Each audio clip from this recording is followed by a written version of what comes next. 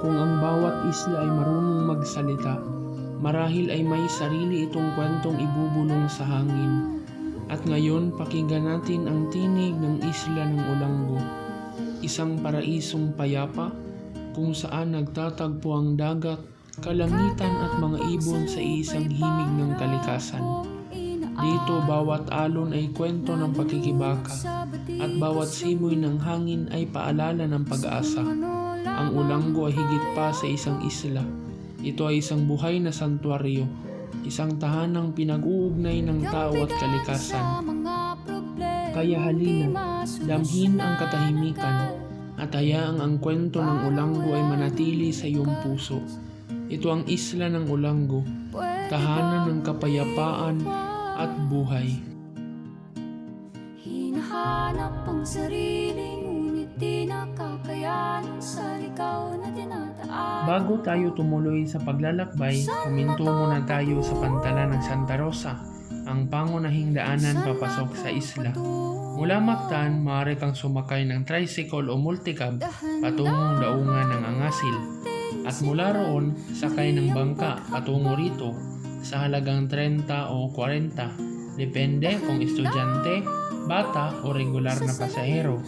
Mahigit 15 minutos lamang ang biyahe, ngunit bawat alon ay may kasamang pananabik.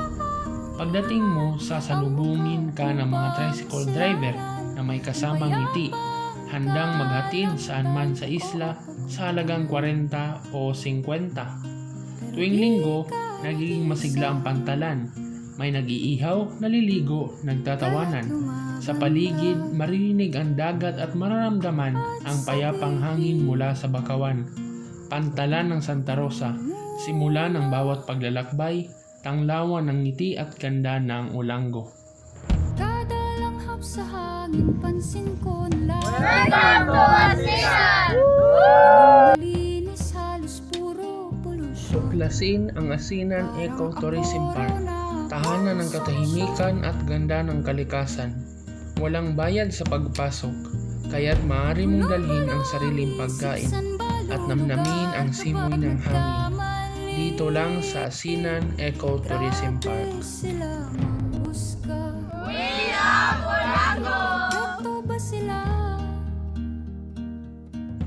Sa Caribbean Beach sa Causwagan Bar, dama mo ang malabali na ganda, banayad na alon, tinong buhangin at mga niyog sa dalampasigan. Sa halagang 240 na bayad sa pagpasok, damahin ang simoy ng dagat, tumikim ng mango shake at makisaya sa mga water activities kasama ang iyong mga kaibigan.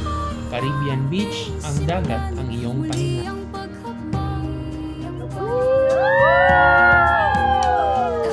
dahan-dahang tumingin sa salamin upang makita Ang Olanggo Island Wildlife Sanctuary ay isa sa mga natatanging lugar kung saan nagtatagpo ang katahimikan at ganda ng kalikasan.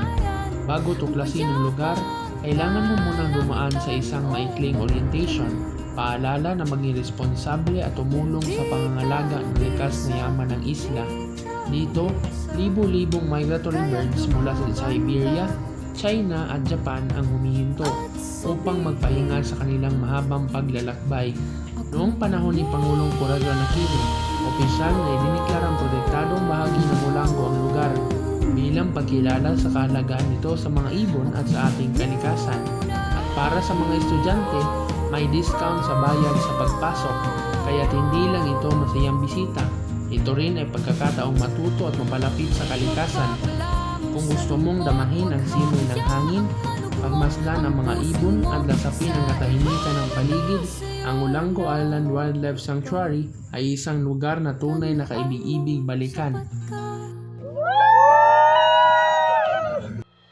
Sa Daungan sa Barangay Tinggo, matatagpuan ang isa sa mga pinaka-relaxing na lugar sa isla ng Olanggo. Mula rito tanglaw ang mga ilaw ng malalayong isla ng Kaugyan at ng Bohol. Tanawin na pinakamaganda sa gabi. Ang simoy ng hangin, huni ng alon at katahimikan ng paligid ang perpektong kasama para mag-relax at magipag-banding sa kaibigan. Dito pwede kang magmumumi, mag-usap o simpleng namnamin ang ganda ng gabi. silangan sumisikat ang liwanag, ang Pilipinas na ating bayan. Lupang pinagpala ng dagat, kultura at pusong mapagkalinga. Ang Olanggo ay higit pa sa isang pulo. Kanlungan ito ng buhay at kapayapaan, kung saan magkasabay na humihinga ang tao at kalikasan.